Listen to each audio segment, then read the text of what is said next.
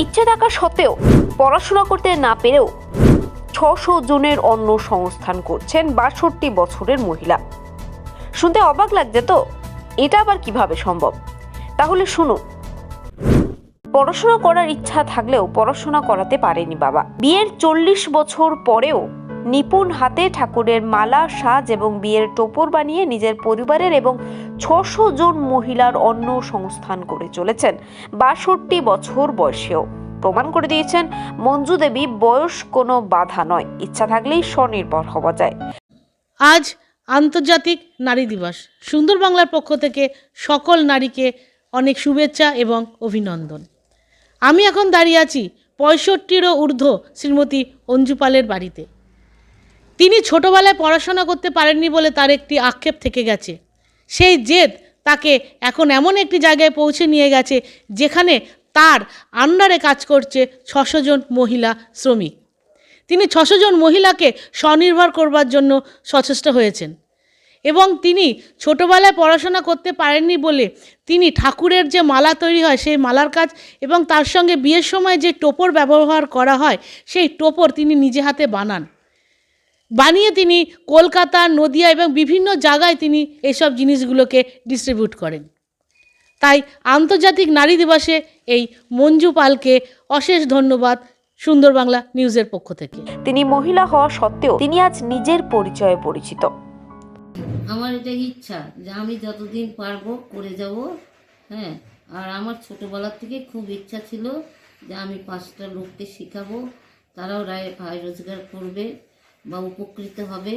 হ্যাঁ, এর জন্যই আমাকে এই পথটা বেছে নেওয়া। আর আমি ছোটোবেলা পড়াশোনা খুব একটা করতে পারিনি, খুব একটা ইচ্ছা ছিল যে কিছু একটা করবো।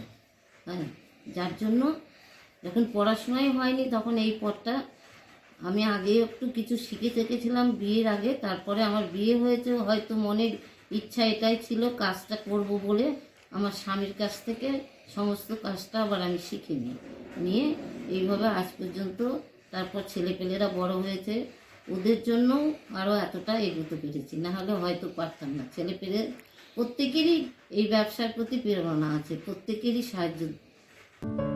কালা পৌরসভার বারুইপাড়ার নিবাসী মঞ্জু দেবী প্রমাণ করে দিয়েছেন প্রতিটি মহিলাকে স্বনির্ভর হওয়া প্রয়োজন।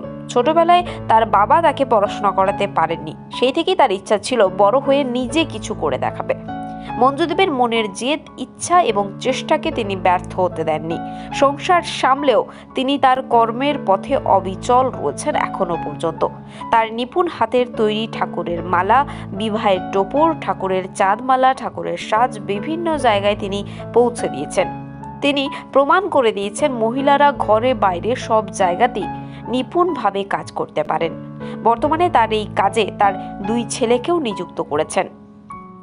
মায়ের কাছে আমাদের শেখার আছে, আমাদের মা বলে আমাদের অহংকার হয় যে এই বয়সে যারা মানুষ বলশুন আমাদের পাড়ায় যেসব এরকম বয়স্ক লোক আছে তারা গান বাজনা করে, কীর্তন করে, ঘুরে বেড়ায়, এখানে থাকে ওখানে থাকে, ছেলেপেলে নিয়ে এই সংসারে কাজকর্ম করে এখনো কম।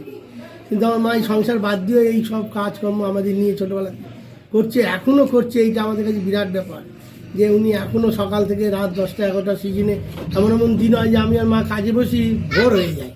এখনও খুব আনন্দ লাগে যে একটা মানুষ শুধু রান্নাবাড়ি করবে এটা নয়, যে একটা মানুষ এইভাবে আমাদের নিয়ে ব্যবসা করে, এইটা আমাদের কাছে এটা বিশাল আনন্দ এবং অহংকারের বিষয়। আমরা কাজ শিখেছি, সেই কাজের মধ্যে এনাদের বাড়িতে আমরা এত বছর কাজ করছি করে আমরা এই কাজ চালু করেছি। এর মধ্যে আমরা অনেক রকম কাজ আমরা তৈরি হয় এখানে, জড়ি জাটা, চুমকি চাটা যা লাগে এখান থেকেই আমাদের সব তৈরি হয়।